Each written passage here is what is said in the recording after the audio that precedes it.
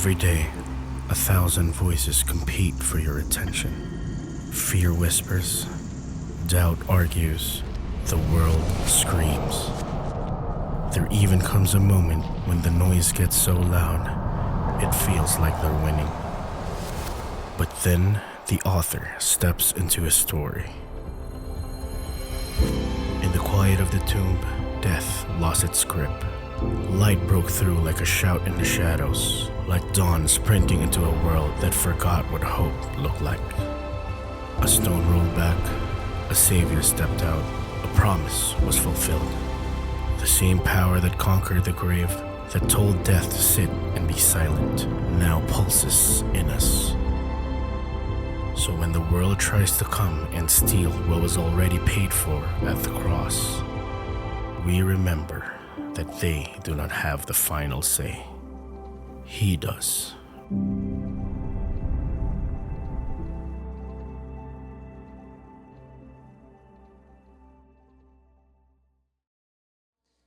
Once again, happy Resurrection Sunday.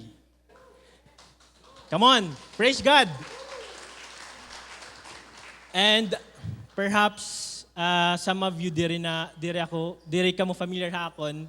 I see several new faces talaga. So, I think it's wise to reintroduce myself. Ako po si Peter, and ako po ani yung ginsend before, sometime in December and January. And together with me is Jobert. You sent us to the School of Ministry. And again, in behalf of Jobert, we want to thank you so much for your support and prayers. And damo po namon learnings. Aside from English, we've learned so much about God's Word, and we hope to graduate on time para we can serve the church in a full-time capacity. Okay? So I took a break kasi na-miss ko na akong wife, of course. Nalita akong wife. And syempre kasi long holiday. Okay? You know, the Holy Week brings so much good memories. Hinuay yun na hinumdum pa ka mo pag Holy Week, may dakita na tinatawag na Holy Week diet. Holy Week diet. And of course, ang nakalatag ha table was lugaw, bulad. Nakilala kami dun? Okay, padayon. Okay. Lugaw, bulad, gaway, sardinas. And actually, di rin man talaga yung diet. It's actually a craving. Holy Week craving. You know, it allows us, it amazing hini of this traditional setup is that it is actually formative. It allows us to experience that distinct feeling of sadness, empathy, and sacrifice. And I believe the purpose of this practice is for us to remember Jesus' suffering and for whom He suffered it for. And of course, amod to ano sa batch. Another batch, they went to the beach. Okay? I'm part of that batch. Some of us went to a holiday break at sea. You know, to enjoy the gift of family and of community, and to celebrate relationships. Aminin na hinabo last Thursday and Friday, nakahabol ako amon Family Life Ministry Holy Outing. Okay? And again, we do this also for a purpose. To remember the victory that we have received in Christ because of His resurrection. So both batches have done their part to remember. Okay? So ayaw kita pag-judge nga di. Ayaw kita pag-compare nga, mas dakot akong faith kasi I stayed home and nagnilay-nilay. And ang nakatulot ha beach, mas dakot akong faith kasi I believe in the resurrection. Waray po may nakalalamang, okay? Both of us have done it for a purpose of remembering Jesus' life here on earth. These events, Christ's suffering and Christ's resurrection, are both elements of one gospel. But today, I hope that we will not just remember an event and resurrection.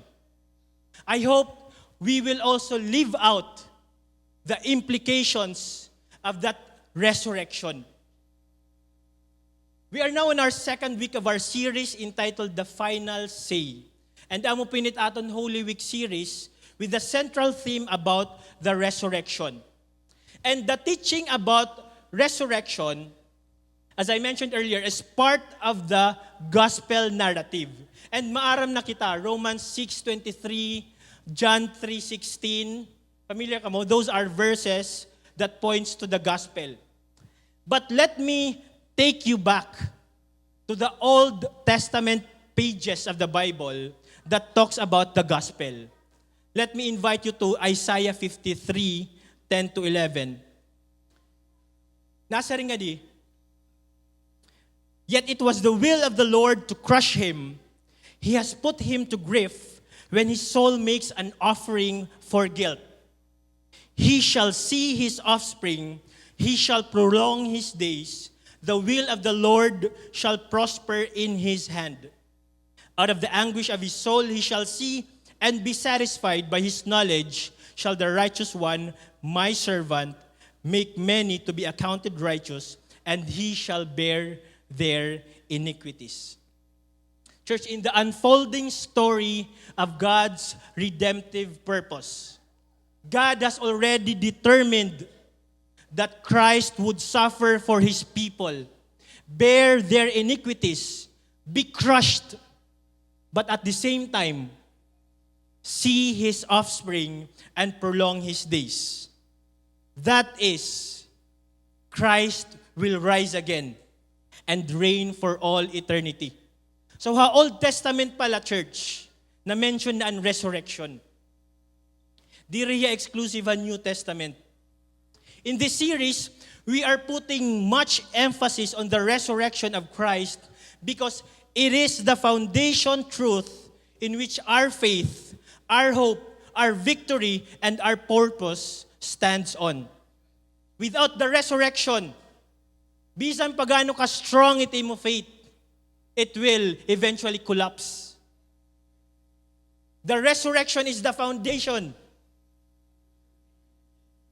And kung maluyat aton foundation, bisan pagano ka kusog itaton faith, bisan pagano ka strong itaton hope, because maluyat foundation, this will all collapse.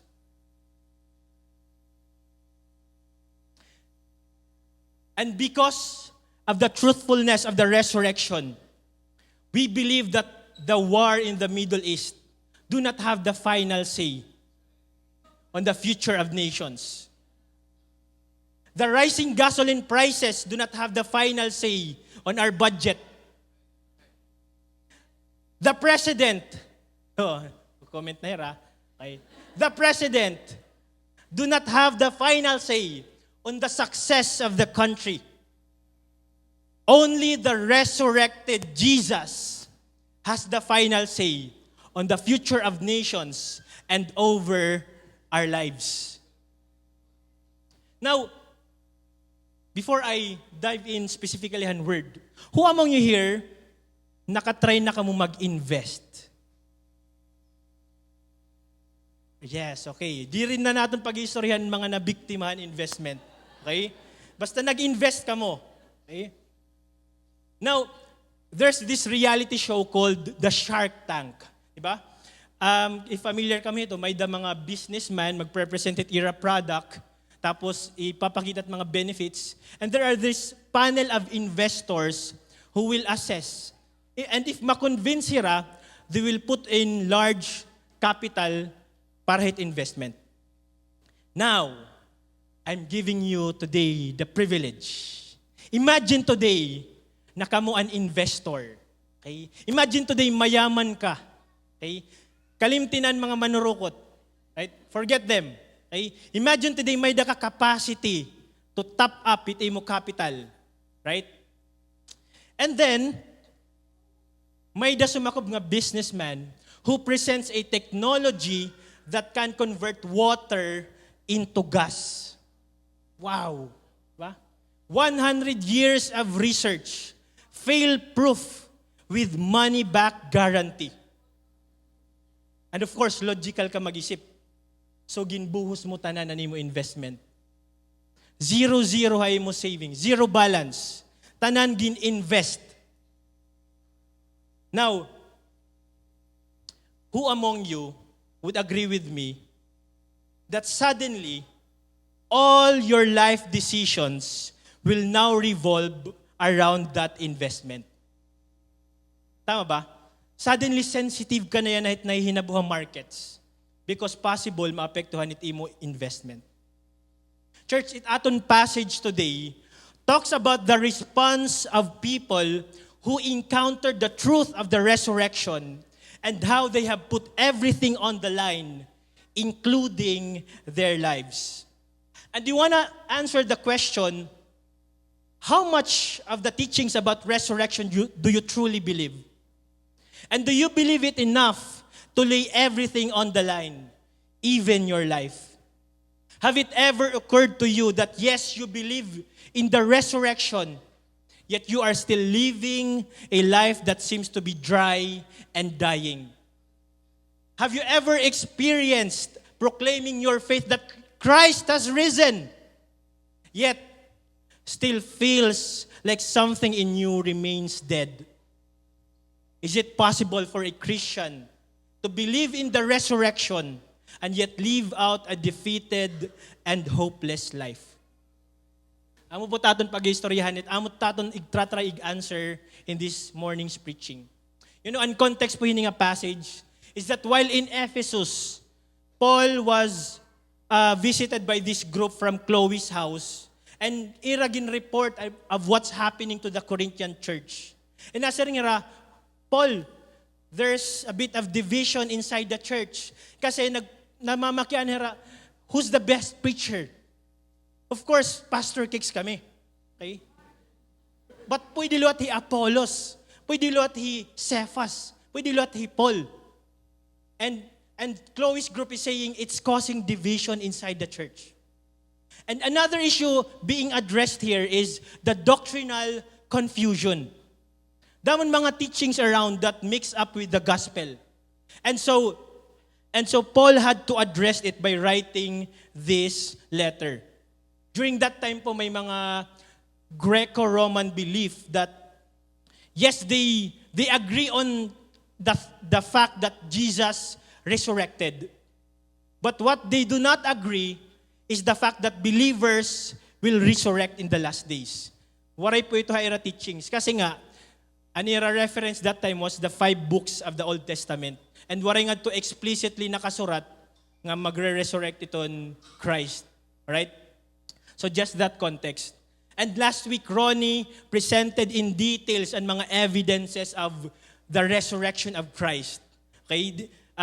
Jesus' death and burial, empty tomb, the eyewitness of people, and the life transformation of the people who will least likely to believe that Jesus rose from the dead. And so Jesus, again, let me repeat this, Jesus' resurrection is the true and the foundation. Jesus' resurrection is true and the foundation is now established. And Paul is saying that just as Jesus has rose from the dead, we too will rise in the last days. It aton paglaom, church, it aton hope of physical and bodily resurrection stands on that foundation. And so now, let's dive in it aton word. Verse 12. Now if Christ is proclaimed as raised from the dead, how can some of you say that there is no resurrection of the dead? But if there is no resurrection of the dead, then not even Christ has been raised.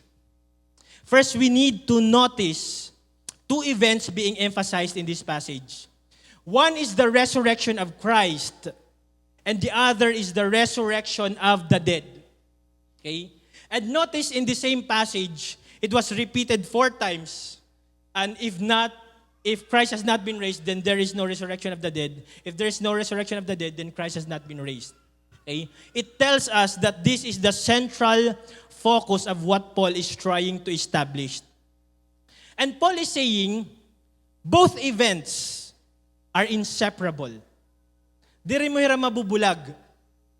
The resurrection of Christ and the resurrection of believers. If one is true, the other must be true. If one is false, the other must be false. And Paul, nagamit niya nga dihin logical argument to establish his case about the resurrection of the dead. Again, he says, if Christ has been raised from the dead, then there must be a resurrection of the dead.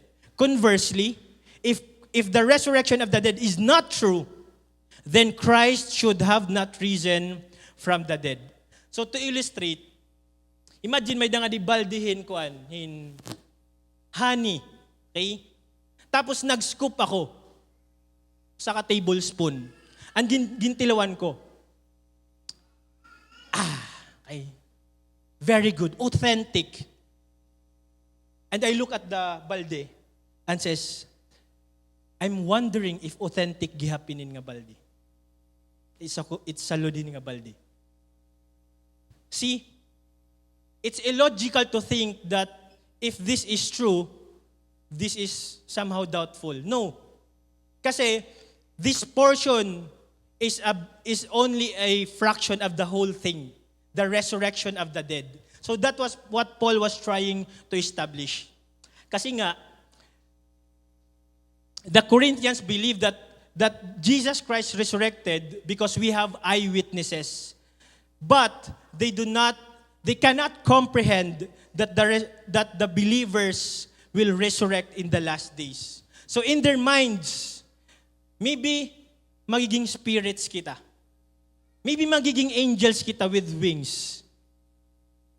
You know, an bata pa ako, we were made to believe that amon mga relatives nga mga namatay na, magiging angel hira halangit. That was not true.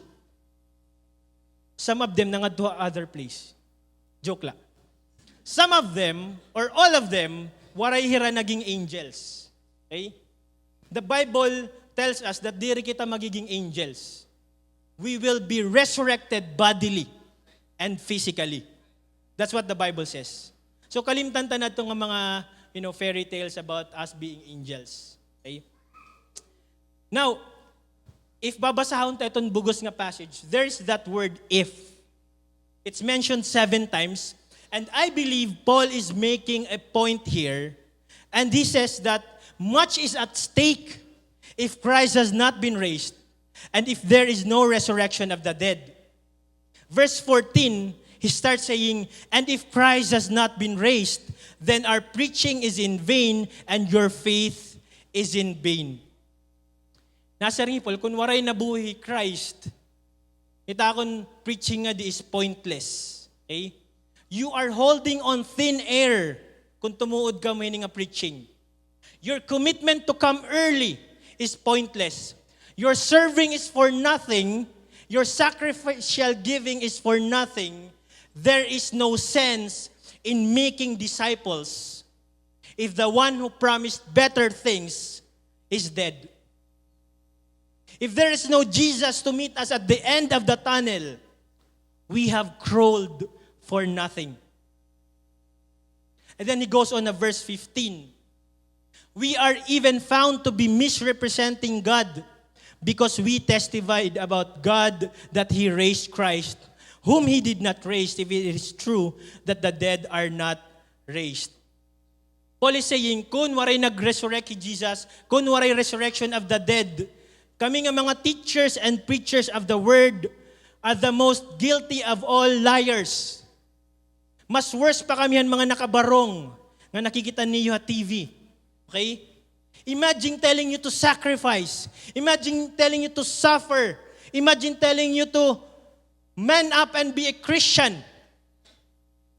And masasabtan niyo waray ngayon resurrection. That is the biggest scam in all of life. If Christ has not been raised. And verse 16, for if the dead are not raised, not even Christ has been raised. Ginutro lang niya and verse 13. And if Christ has not been raised, your faith is futile, and you are still in your sins. And those who have fallen asleep in Christ have all perished.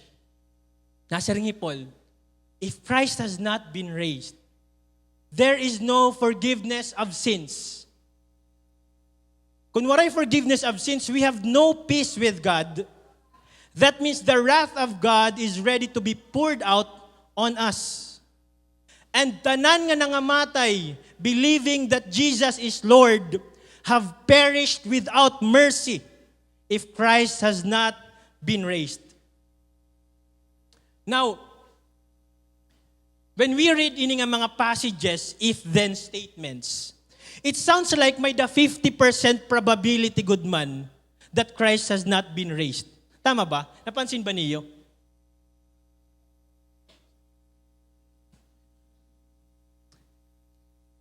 You know, ako napansin ko guti. Okay?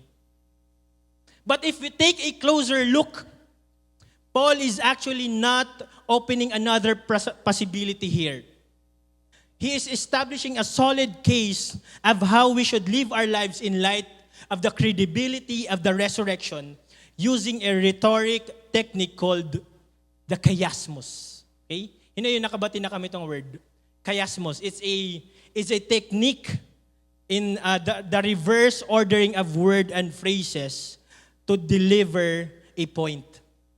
So, let's take a look. And first niya nga na-mention. I think I have that. Yun.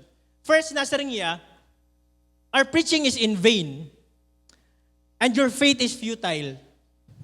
We are misrepresenting God. We are all in our sins. Those who died in the Lord have perished in vain. There is no resurrection of the dead if Christ has not been raised.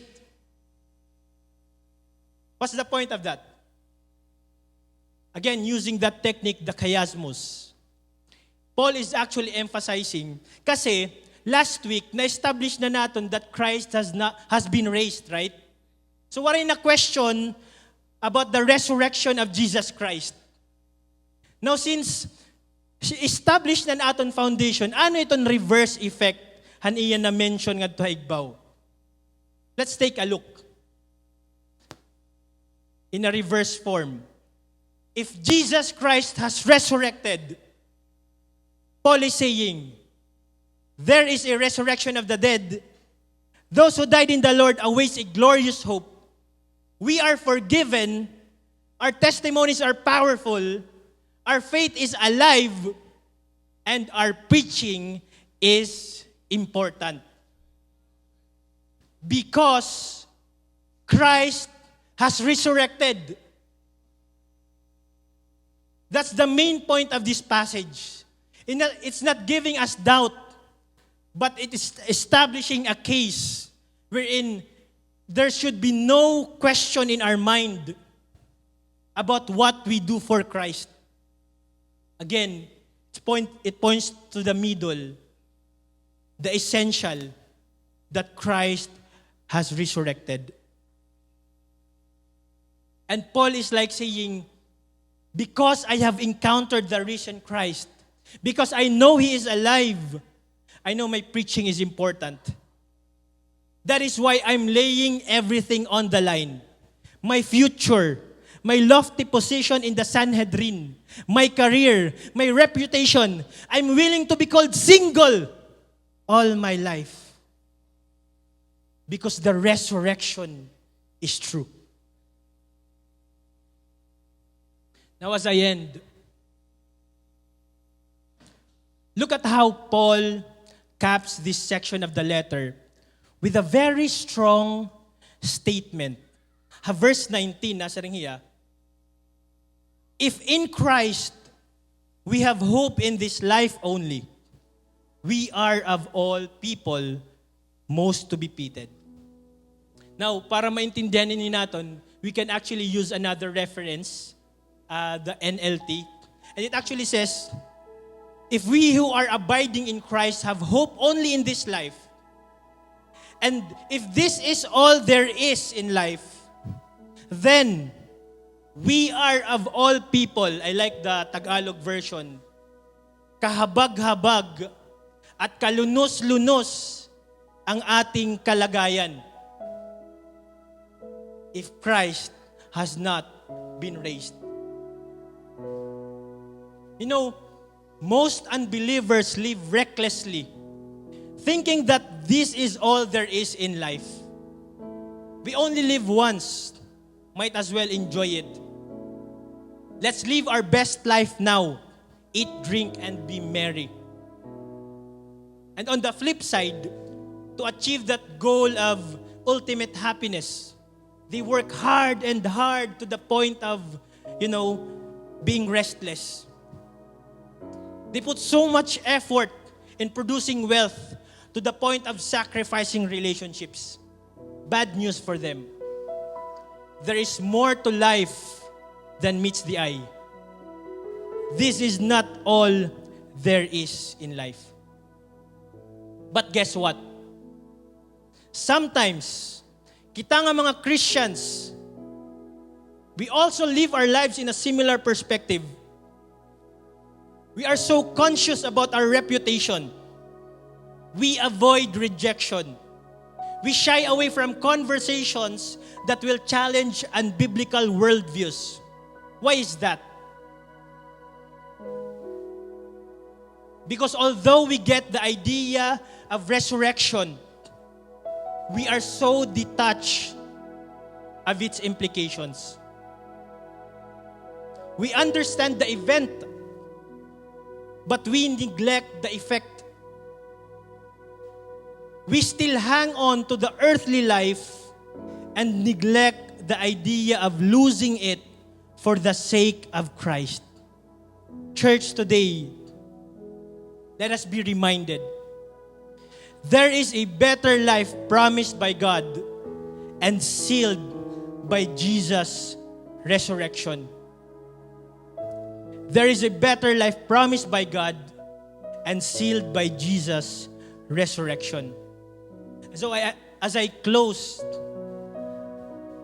let me read 1 Peter 1 verses 3 to 5. It says there, "Blessed be the God and the Father of our Lord Jesus Christ. According to His great mercy, He has caused us to be born again to a living hope through the resurrection of Jesus Christ from the dead, to an inheritance that is imperishable, undefiled, and unfading, kept in heaven for you." Through Jesus' resurrection, we are born again to a living hope. Church, what it means is that the resurrection has an effect today in this life. It's not just for the future event. It also has power in our present situation. We are not hopeless. We are not helpless. We are born again to a living hope because of the resurrection of Jesus Christ. So when the budget says, "I can't," what does the resurrection mean to us? When the relationship is not restored, when the cancer does not heal, when addiction persists, when love is lost, what does resurrection mean to us? We give up easily when situation seems helpless. We get depressed when circumstances do not improve. But how would that change, knowing that we have a God who can raise a dead back to life?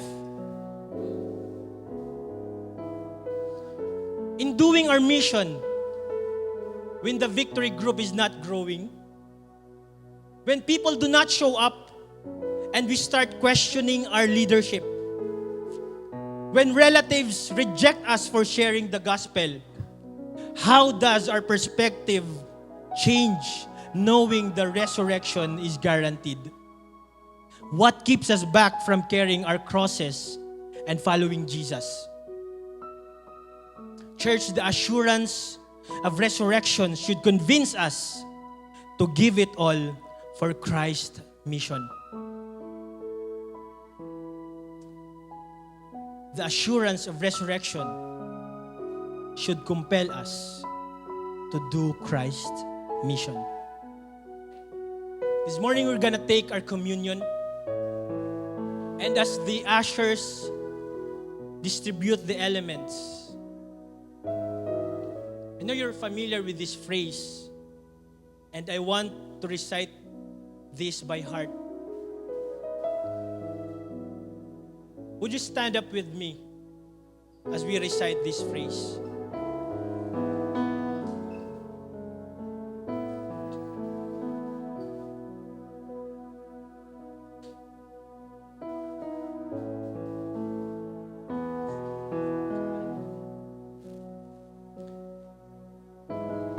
It says there,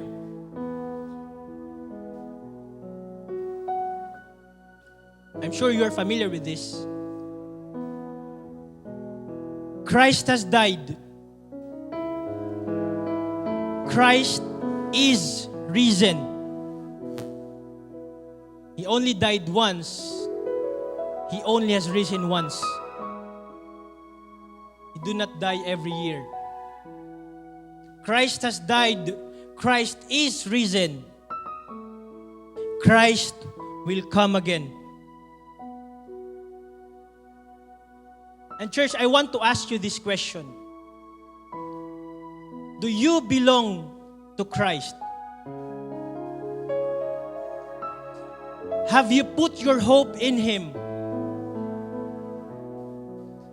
And will you do the mission with Him?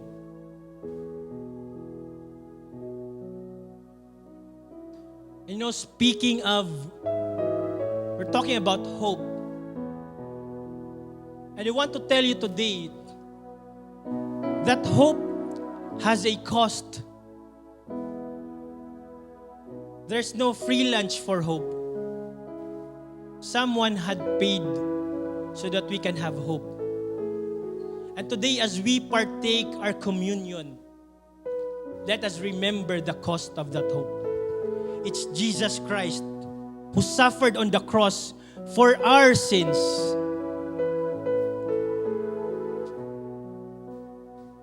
And because He suffered for us, there is now that assurance that we are included in His family.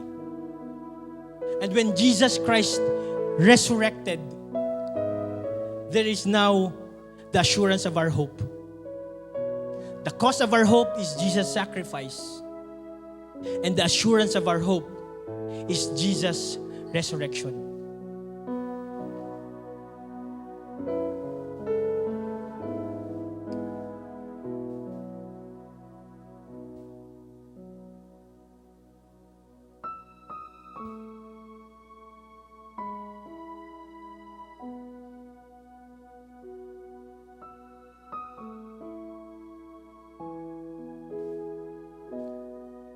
Let us partake our communion. The Lord Jesus, on the night He was betrayed, took bread. And when He had given thanks, He broke it and said, "This is my body, which is for you. Take it and eat." Let that sink in, church. Take it and eat. Jesus is saying, participate. You are welcome. Take it and eat. Do this in remembrance of me. Father, we thank you for sending your Son, Jesus Christ. And as we partake of the bread, we remember and participate in His body that was broken for us. Thank you for letting Him take our place in receiving the judgment that we deserve because of our sins. We also recognize that all of us who partake of the bread today are one and are all part of His one body, the church. The body of Christ broken for us.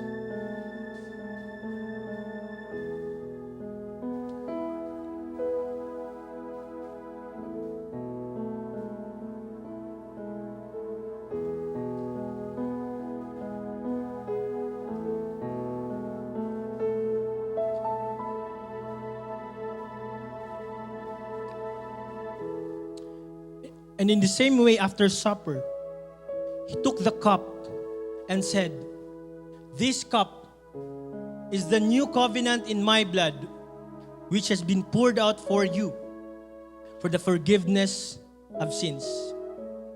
Take it and drink. Do this in remembrance of me." Father, we thank you for the blood of our Lord Jesus Christ. As we partake of the cup, we remember and participate in His blood that was poured out for us to cleanse us from all our sins. We thank you that through faith in Him, we are now holy, righteous, and pure before your sight. We thank you that your presence, we can come to your presence without guilt, condemnation, or shame. We also thank you that through His blood, we now are part of a new covenant relationship with you. We now can call you our Father, and you have received us as your Son. We thank you that we are also now part of this new covenant family, the church. May we live our lives in love and unity with one another, even as we love and are in unity with you. The blood of Christ shed for us. Let us now partake of the cup together.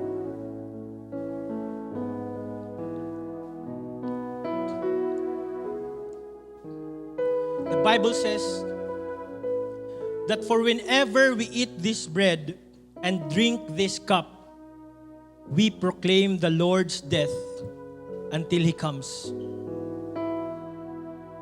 Father, we acknowledge today that you have sacrificed for us. And Lord, you have risen from the grave, proving that you are the Son of God. And it gives us assurance of our hope of resurrection. So Lord, I pray that your resurrection power dwell in us, Lord, and move our lives. Lord, if there's something dead in us, let your resurrection power raise this up. Lord, our relationships, our love for one another, Lord, our compassion, everything in us that has not responded to the gospel, I pray that you resurrect it, God. Thank you, Lord. You are the risen Christ, and we worship you. We bless you, Lord. We praise your name.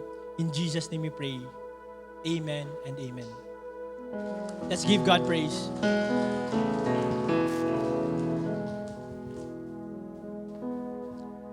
Let me send you off with a blessing. The Lord bless you. The Lord keep you. The Lord make His face shine upon you and be gracious to you. The Lord lift up His countenance upon you and give you peace. Victory Leyte. Jesus is risen. Go and make disciples. Honor God and make disciples. You are now sent. Every day, 1,000 voices compete for your attention. Fear whispers, doubt argues, the world screams. There even comes a moment when the noise gets so loud, it feels like they're winning. But then the author steps into his story. In the quiet of the tomb, death lost its grip. Light broke through like a shout in the shadows, like dawn sprinting into a world that forgot what hope looked like. A stone rolled back, a savior stepped out, a promise was fulfilled. The same power that conquered the grave, that told death to sit and be silent, now pulses in us. So when the world tries to come and steal what was already paid for at the cross, we remember that they do not have the final say. He does.